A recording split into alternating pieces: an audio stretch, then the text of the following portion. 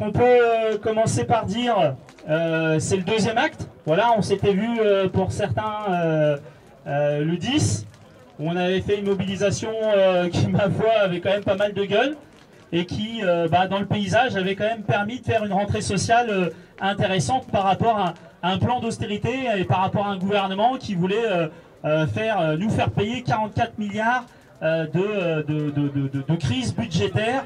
Donc le plan d'austérité Bayrou n'étant plus là, on risque d'avoir un plan d'austérité le Cornois. Donc on se retrouve dans cette situation et d'ores et déjà, on sait qu'il y a un certain nombre d'éléments de son plan d'austérité qu'il ne mettra plus en avant parce qu'il l'a dit lui-même, notamment les 2 jours fériés qui avaient beaucoup choqué. Et bien ça, c'est déjà un premier recul.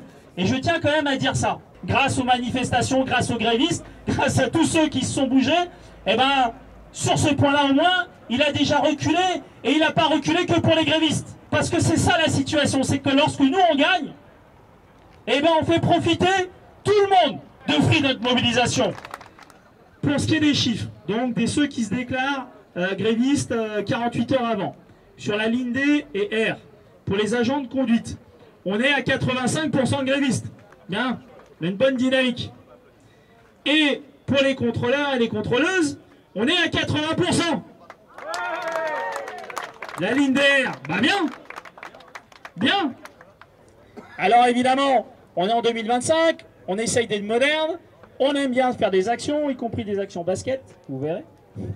Mais quand même, si on veut arrêter la production, bloquer la production, ce qui fait quand même très très chier les patrons et le gouvernement, et ben rien de tel qu'une bonne grève. Alors le gouvernement, il a commencé à reculer évidemment, je vous dis ce n'est pas suffisant, mais par contre ça veut dire quelque chose. Parce que si le gouvernement commence à reculer, bah, ça veut dire que nous on avance. Et oui, la situation elle est comme ça. Et donc si on avance, et s'il recule, c'est qu'on a les vents favorables.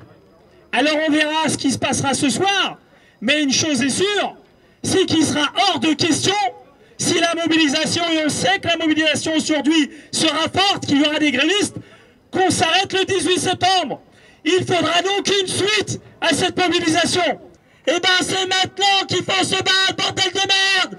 Et on met tout, on mettra tout, je vous préviens Sedaille, on mettra tout, toutes nos tripes, toute notre chair, tout notre cœur, pour qu'on gagne dans ce rapport de force. Merci camarades. Donc je vous demande juste de me suivre discrètement, on va marcher, à un moment donné je vais vous demander de marcher beaucoup plus vite, il faut jouer le jeu, voilà. Allez, on y va.